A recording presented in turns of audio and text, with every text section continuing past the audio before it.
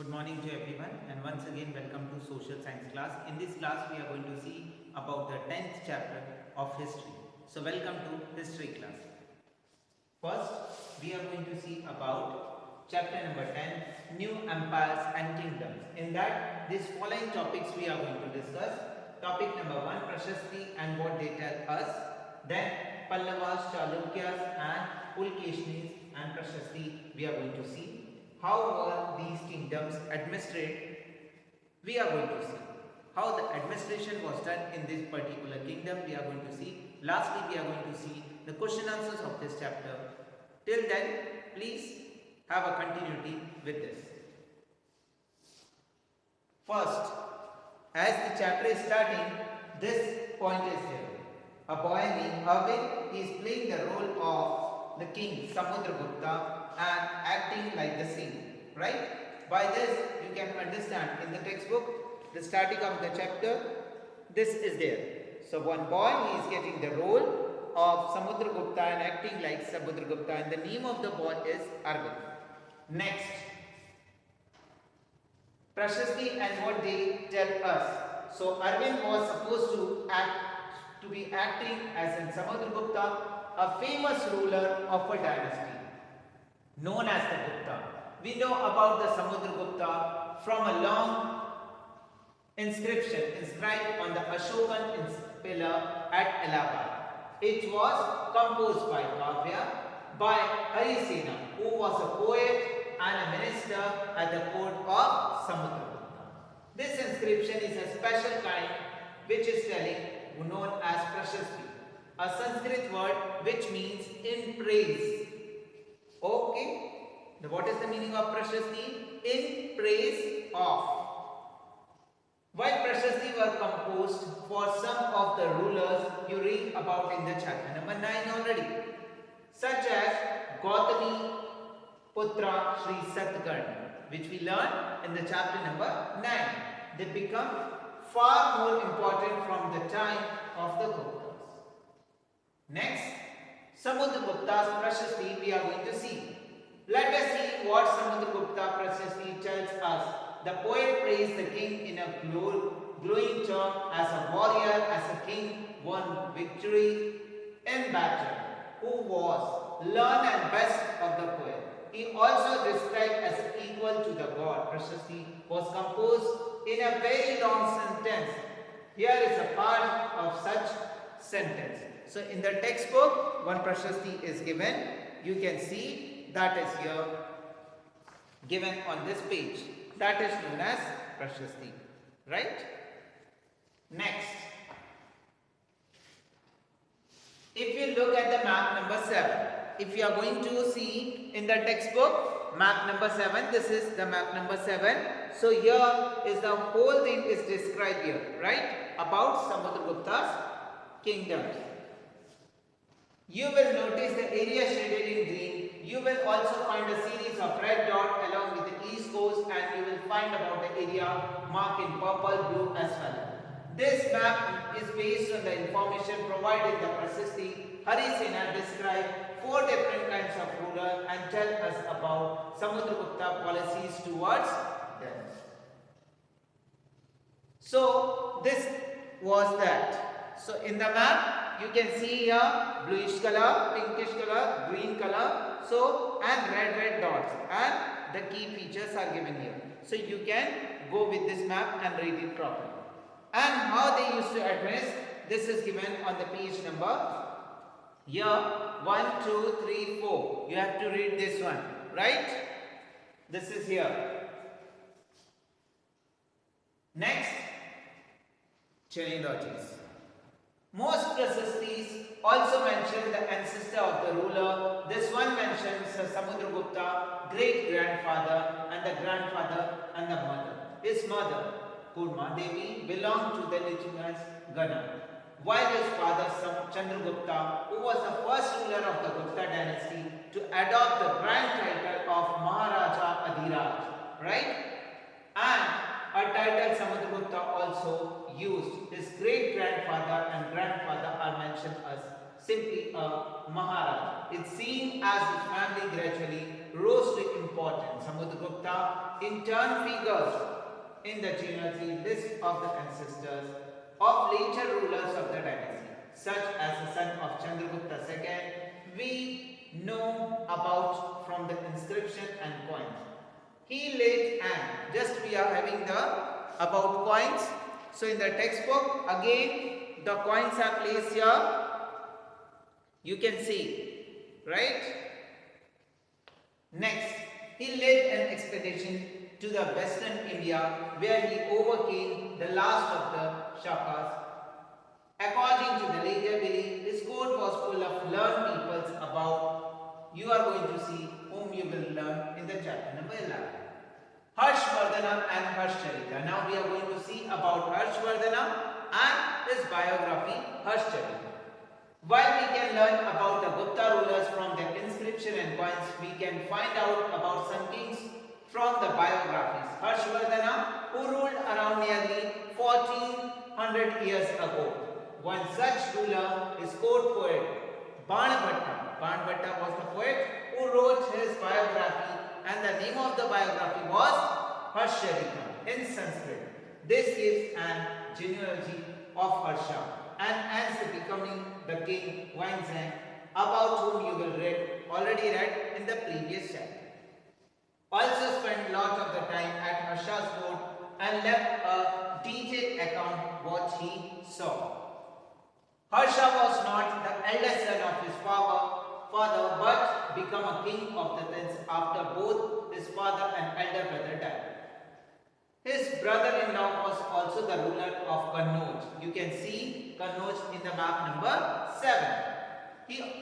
He was killed by the ruler of the Bengal. Harsha took over the kingdom of Kannauj and then led an army against the ruler of Bengal. Although he was successful in the east and conquered Magda and probably Bengal also, he was not as successful elsewhere. He tried to cross the Narmada but marched into the Deccan, but was stopped by the rulers belonging to Chalukya's dynasty, Pulkeshin II.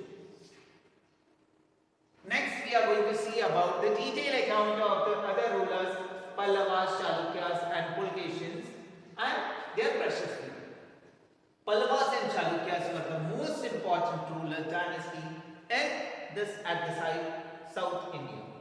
During their period, the kingdom of Pallava spread from the region around the capital, that is the Kanchipuram, right, to the Kaveri Delta. You can see in the map, so it's going to be crystal clear to you. While that of the Chalukyas was centered around the Raichur Doabs between the river Krishna and Tumbadra. Aihole, the capital of the Chalukya, was an important trading center. Again, I request you, see the map number 7. While reading, please read it. This is only the location and the areas of the king and the kingdoms. Okay. Next, it developed as a religious center with a number of temples.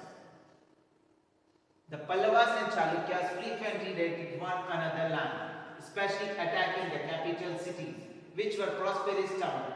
The best known Chalukyas ruler was Pulkeshin II. We know about him from the preciously composed by the court poet Ravi Kirti. Earlier we had seen Harshvardhana's one poet, Banbhatta. He composed and he has written the biography of Harshvardhana. This is Ravi Kirti. This tells us about the ancestor who has traced back for the 4th generation for the father to son. Pulkeshin evidently got the kingdom from his uncle. Next, according to Ravi Kirti, he led the expedition upon both the west and the east coast. Besides, he checked the advance of Harsha. There is an interesting play of words in the poem. Harsha means the happiness. The poet says that after this defeat, Harsha is no more Harsha. Right? So Harsha means happiness. So Harsha will never or was no longer Harsha. Pulkeshin also attacked the Pallava king who took shelter behind the wall of Kanchipuram. But the Chalukya's victory was short-lived. Ultimately, both the Pallavas and Chalukyas gave way to the new belonging to, that is the Rashtrakuta and Chola dynasty, about you will read in the next class, that is 7. Next, moving further, we are going to see how were these kingdoms administered. So, we are going to see about how the kings were ruling this one. So, again we are going to see about this paragraph. So, here point number 1, point number 2, point number 3 are given here. Your job is to read this point and make a note of it, because after that at the last we are going to have one question on this topic. So, please tick mark this point.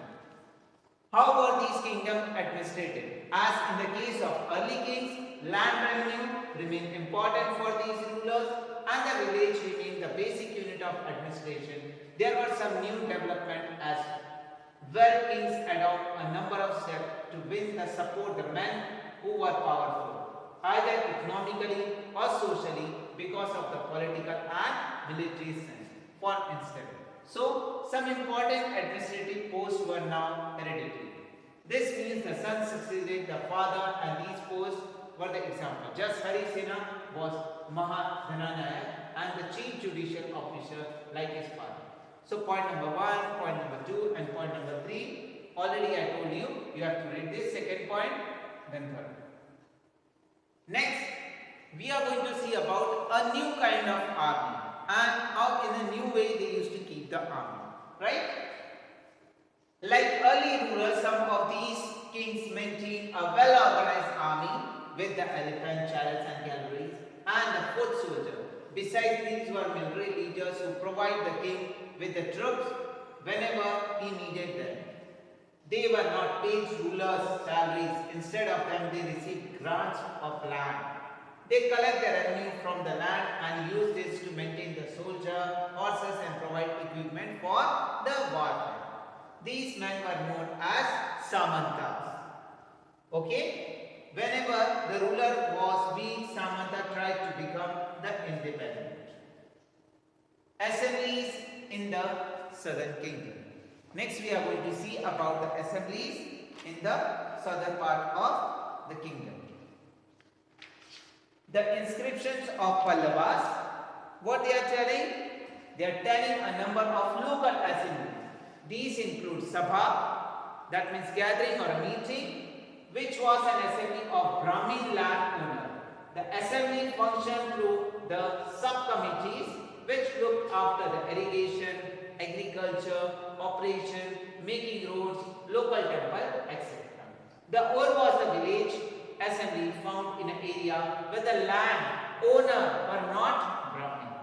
And the Nagaram was an organized for merchants.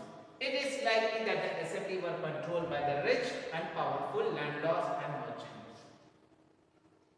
Ordinary people in the kingdom. What the ordinary people used to do in the kingdom we are going to see. We can catch the occasional glimpse of the lives of ordinary people from the play and other accounts. Let us look at of these. Kalidasa is known for his play depicting life of the poor. And an interesting feature about this play is that the king and the most Brahmin are shown as a speaker in Sanskrit language, while man and woman other than the king Brahmin use Prakrit. His most famous plays, that is the Abhijana Shakuntala. That in his story is love between a king named Dushyant and a young woman named Shakuntala. We find interesting description of plight of the poor fishermen in this play. So in this place, the stories, the plays, while reading, number of plus boxes given in your textbook. Please read it and get acknowledged. Next, the Chinese play gave notice about this, right? And talking about and keeping the separate hearing these sounds and keeping the evidence. Okay, the last point is here.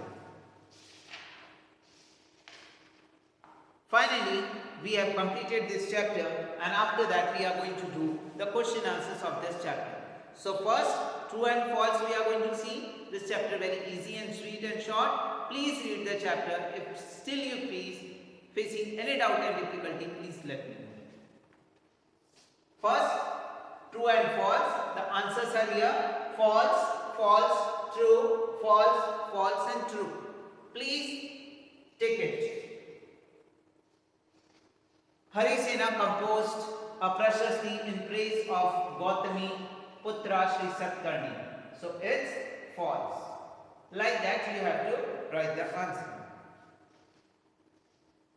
Please stick it in your textbook.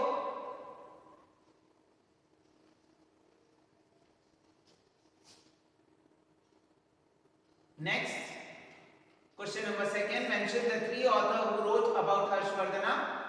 So you are knowing about Banbhatta and a Chinese pilgrim, and Harshvardhana himself wrote about himself. Question number 3. What changes do you find in the army at this time? So a new type of army. So this whole paragraph is there. You have to write in point wise, right?